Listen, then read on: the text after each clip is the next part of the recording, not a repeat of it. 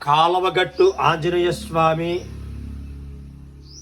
లేదా అభయ ఆంజనేయ స్వామి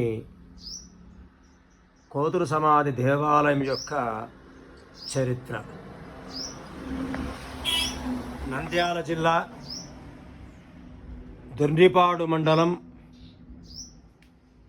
కొండాపురం మరియు భాగ్యనగర గ్రామముల మధ్యలో వేంచేసినటువంటి గ్రామముల మధ్యలో సుందరమైనటువంటి పంట పొలముల మధ్యలో రమణీయమైన సౌందర్యవంతమైన సుందరమైన ప్రకృతి మాత ఒడిలో గలగలా పారేటువంటి కేసీ కెనాల్గా ప్రసిద్ధమైనటువంటి కడప కర్నూలు కాలువ యొక్క ఉపకాలువ అయినటువంటి పంట కాలువ నిండుగా ప్రవహించేటువంటి పంట కాలువ గట్టుపైనే కాలువకు గట్టుకు ఆనుకునే ఉన్నటువంటి భవ్యమైనటువంటి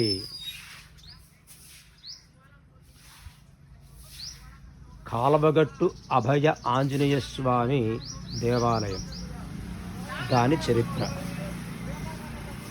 మనోహరమై భవ్యమై గంభీరమై 9 అడుగుల బాహుబలి విగ్రహంగా గంభీరమైనటువంటి తేజోమూర్తి అయి విరాజిల్లుతున్నటువంటి ఈ ఆంజనేయ స్వామి వారి యొక్క వృత్తాంతం వినడం వల్ల మనకు శ్రేయోదాయకము. శ్రీ దుందుభీనామ సంవత్సరము చైత్ర బహుళ నవమి అనగా దాదాపుగా 1980 దశకంలో ఆ ప్రాంతంలో ఈ కొండాపుర గ్రామానికి సమీపంలో కోతుల సమూహము దాదాపుగా ఒక 9-8 కోతులు ఉన్నాయి. ఆ సమూహము ప్రమాదవశాత్త లేదా ఎవరైనా విషప్రయోగం చేశారో తెలియదు కానీ కోతులు మరణించడం జరిగింది. ఆ కొండాపుర గ్రామంలో బొగ్గరపు కృష్ణమూర్తి అనేటువంటి వైశ్య ప్రముఖుడు పరమ రామభక్తుడు, వారి ధర్మపత్ని ప్రమీలమ్మ గారు మహాసాధ్వి. ఆ పరమ రామభక్తుడు ఆయన సర్వకాల సర్వావస్థల ఎందు కూడా రామనామ స్మరణ చేసేవాడు. ఆయనకు ఈ కోతుల యొక్క మరణ వార్త తెలిసింది. అక్కడికి వెళ్ళి ఆ ప్రాంతంలో చూస్తే ఆ కోతులు విగజీవితంలో ఉన్నాయి. ఆ దృశ్యం చూస్తూనే అతని కళ్ళ వెంట కన్నీరు జాలువారింది. బాధాతత్తుడయ్యాడు. ఆయన రామభక్తుడు కదా, వానరములు హనుమంతుని యొక్క స్వరూపం. చాలా బాధపడ్డాడు. అరే, ఎవరి దుష్కర్మ చేత దుష్కార్యక్రమం చేత వీటికి ఈ పరిస్థితి ఏర్పడిందో. ఈ గ్రామాల మధ్యలో కొండాపురము, భాగ్యనగరము, రామచంద్రాపురము, పేరాపల్లి గ్రామాల మధ్యలో పొలాల్లో ఈ సంఘటన జరిగింది. ఈ గ్రామాలకు ఏదో శ్రేయోదాయకం కాదు ఏమైనా జరిగితే గ్రామాలకు అన్నటువంటి భావన కలిగి ఆయన పండితులను సంప్రదించడం జరిగింది. ఇలా జరిగింది, వీటికి ఏం చేస్తే ఈ గ్రామాలకు శాంతి చేకూరుతుంది, ఇబ్బంది కలగకుండా ఉంటుందని ఆయన పండితులు సంప్రదిస్తే ఆ పండితులు వేద మంత్రముల చేత శాస్త్రవిధిగా వాటికి సంస్కార అభిషేకం కావించి ఖననం చేస్తే ఎలాంటి దోషము ఉండదని ఆనాటి పండితులు చెప్పడం జరిగింది. అది విన్న తర్వాత వేద పండితులను రావింపజేసి వారి యొక్క వేద మంత్రోచ్చరణల మధ్య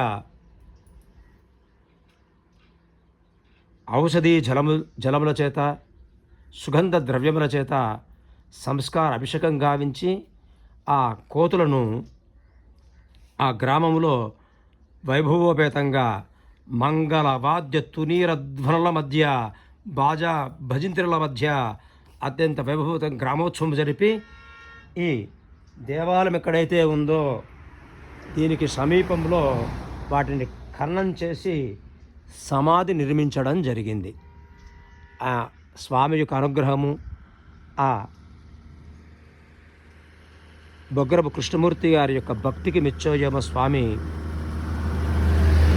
వారు చాలా బీద పరిస్థితి అయినా కూడా తినడానికి తిండికి ఇబ్బంది పడేటువంటి ఆ పరిస్థితుల్లో కూడా స్వామి భక్తి మీద అలా భక్తి చేత అలా ఆ వానరాములకు శాస్త్రవిధిగా ఖననం చేయడం చేత ఆయనకు అంతవరకు చాలా భీదకరమైన పరిస్థితులు ఉన్నప్పుడు ఆ రోజు నుంచి కూడా కొద్దిగా ఆర్థికంగా నిలదొక్కునేటువంటి పరిస్థితి ఏర్పడింది.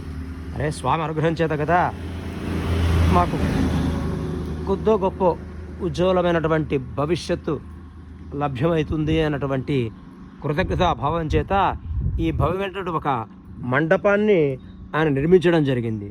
ఆ మండపం నిర్మించిన తర్వాత ఆ మండపం నిర్మించిన తర్వాత వారికి తాడిపత్రి సమీపంలో ఉన్నటువంటి అంకిరెడ్డిపల్లె అనే గ్రామములో వ్యాపారం చేసుకునేటువంటి అవకాశం ఏర్పడింది. ఈ కుటుంబము బొగ్గరపు కృష్ణమూర్తి, ప్రమేలమ్మ దంపతులు, వారికి 3 కుమారులు. ఆయన రామభక్తుడు కదా, ఆ కుమారులు కూడా రామాంజనేయులని, రామయ్యని, రామప్రసాద్ అని వారికి పేర్లు పెట్టుకోవడం జరిగింది. ఆ చిన్న పిల్లలతో వలసగా అంకిరెడ్డిపల్లెకు వెళ్ళడం జరిగింది. స్వామి యొక్క కృపా కటాక్ష వీక్షణ సిద్ధి చేత, స్వామి అనుగ్రహం చేత, స్వామి యొక్క ప్రేమాభిమానముల చేత వారి వ్యాపారము శుక్లపక్ష చంద్ర రేఖ వలె దినదిన ప్రవర్ధమానమై ఒక 10 మంది వచ్చినా కూడా లేదనకుండా భోజనం పెట్టేటువంటి శక్తి వారికి ఏర్పడింది. అంతటా ఆయన ఈ కొండాపురము చుట్టుపక్కల గ్రామ పెద్దలతో సంప్రదించి వారందరి సహకారం చేత ఆ కాలంలో భాగ్యనగరంలో తెలుగు సుధాకర్ అనే ఒక ఉపాధ్యాయుడు పనిచేస్తున్నారు. వారి సహకారంతో ఈ మహోన్నతమైనటువంటి విగ్రహ ప్రతిష్ఠ గావింపజేయించి కొండాపుర గ్రామ పెద్దలతో కలిసి ఈ భవ్యమైనటువంటి దేవాలయ నిర్మాణం కావించడం జరిగింది. అప్పటి నుంచి వారి కుటుంబము అనుమతి సేవకులుగా ఉండడం జరిగింది. ఈ కొండాపురము, పేరాయపల్లె, భాగ్యనగరము, దున్నిపాడు, రామచంద్రాపురము, చాకరాజువేముల మొదలైనటువంటి గ్రామ పెద్దలు ఈ దేవాలయ నిర్వహణకు ఇతోధికంగా కృషి చేస్తూ ఉన్నారు. అప్పటి నుంచి శ్రావణ మాసంలో అలాగే వైశాఖ మాసంలో వచ్చేటువంటి హనుమత్ జయంతి రోజు ఈ స్వామివారికి విశేషమైనటువంటి అభిషేక కార్యక్రమాలు, పూజా కార్యక్రమాలు నిర్వహింపబడతాయి. ఆ హనుమత్ జయంతి రోజు స్వామివారికి విశేష పూజలే కాకుండా ఆ రోజు అన్నప్రసాద వితరణ జరుగుతుంది. మనం ముందుగా చెప్పుకున్నట్లుగా ఆ బొగ్గరపు కృష్ణమూర్తి కుమారులు కూడా ఈ అన్నప్రసాద వితరణలో ఇతోధికంగా విరాళాలు ఇవ్వడము, హనుమత్ జయంతి రోజు వారు ఎక్కడున్నా సరే ఆ కుటుంబం అంతా కూడా ఇక్కడ వచ్చి స్వామివారి పూజా కైంకర్యంలో పాల్గొని స్వామివారికి బ్రహ్మాండమైనటువంటి మాలలు, ప్రసాదాలన్నీ సమర్పిస్తూ స్వామి సేవలు కొనసాగుతూ ఉన్నారు. అలాగే కొండాపురంలో ఉన్నటువంటి పైడేల శివనాగేశ్వరరెడ్డి కుటుంబము స్వామివారికి ప్రతినిత్యం కూడా ధూప దీప నైవేద్యం సమర్పిస్తూ వారు సేవ చేస్తూ ఉన్నారు. ఇది ఆళ్ళగడ్డ కోరకుంట్లం ప్రధాన రహదారి పక్కన ఉండడం చేత ఈ దారిలో ఉన్నటువంటి వాహనదారులు మరియు పాదచారులు ఇక్కడ ఉండి విశ్రాంతి తీసుకుని స్వామిని దర్శించి వెళ్తూ ఉండడం జరుగుతుంది.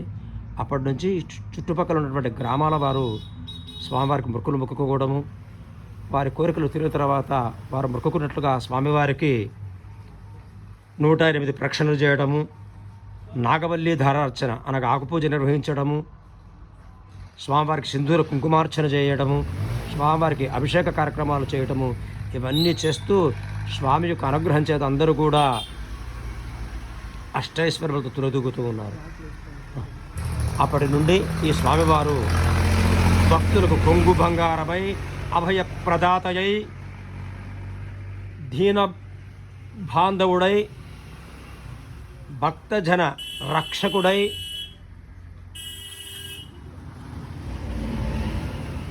కాలవగట్టు ఆంజనేయ స్వామిగా, అభయ ఆంజనేయ స్వామిగా, కోతుల సమాధి దేవాలయముగా ప్రసిద్ధి చెందుతూ